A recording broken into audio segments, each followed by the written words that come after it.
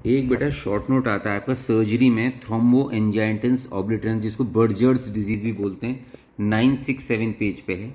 इसकी पहली बात तो याद रखना, इसमें बेसिकली स्मॉल और मीडियम साइज आर्टरी जो होती हैं, यूजली लोअर लिम्ब की, लेकिन अपर लिम्ब की भी, हैंड वैंड की भी हो सकती हैं, यूजली फीट की होती हैं, उनकी थ्रोम्बोसिस हो जाती है।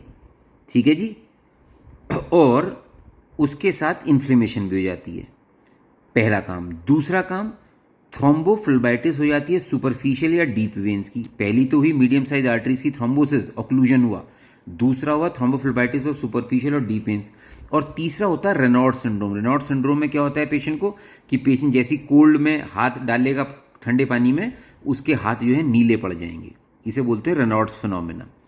ये यूजली का ऑलमोस्ट ऑलवेज मेल स्मोकर्स में ही होता है under the age of 30 years. तो बेसिकली यंग एज का डिजीज़ है मेल में जो स्मोकिंग करते हैं। इसीलिए इसका जो ट्रीटमेंट है वो यही है कि स्मोकिंग बंद कर दो। अगर स्मोकिंग बंद नहीं करोगे तो वो ठीक नहीं होने का। ठीक है जी। और इन तीन में से कोई सी भी मैनिफेस्टेशन से पेशेंट आ सकता है। आर्टीरिया की जो वॉल्स होती हैं उसमें थ्रोम्बोसिस होती है बिकॉज ऑफ इन्फ्लेमेशन। और जब थ्रोम्बोसिस होगी तो वेसल पूरा ऑक्लूड हो जाएगा और ब्लड फ्लो रुक जाएगा। और बाद में फिर गैंग्रीन भी हो सकता है और एम्पुटेशन भी करना पड़ जाता है। कई बार गैंग्रीन ऐसा होता है कि लिम्ब का ऑटो एम्पुटेशन हो जाता है, मतलब अपने आप ही कट के गिर जाते हैं, उसे बोलते हैं ऑटो एम्पुटेशन। एक बात और, इन वेसल्स का जो इन्वॉल्वमेंट होता है सेगमेंटल होता है। मतलब सपोज अगर ये से पूरी ये वेसल है तो जरूरी नहीं कि पूरी पूरी में ही थ्रोम्बोसिस होगा, पता लगा यहाँ इन्वॉल्वमेंट होगा, पैची इन्वॉल्वमेंट जो होता है बेसिकली। ठीक है जी। Treatment is total abstinence from smoking.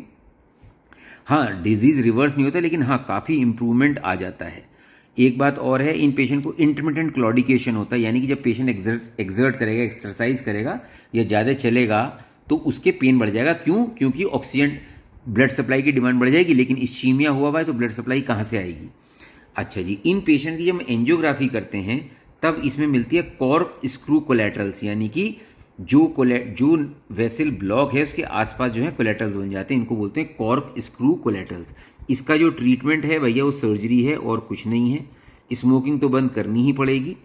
एक बात और इसकी इंपॉर्टेंट है, इन पेशेंट्स को बाकी कोई रिस्क फैक्टर नहीं होना चाहिए फॉर एथीरोस्क्लेरोसिस। जैसे पता लगा पेशेंट डायबिटिक है या उसके कोलेस्ट्रॉल बढ़ा हुआ है, ये बड़ी इंपॉर्टेंट बात है। बर्जर्स के साथ there should be no risk factor for atherosclerosis. Smoking है बस।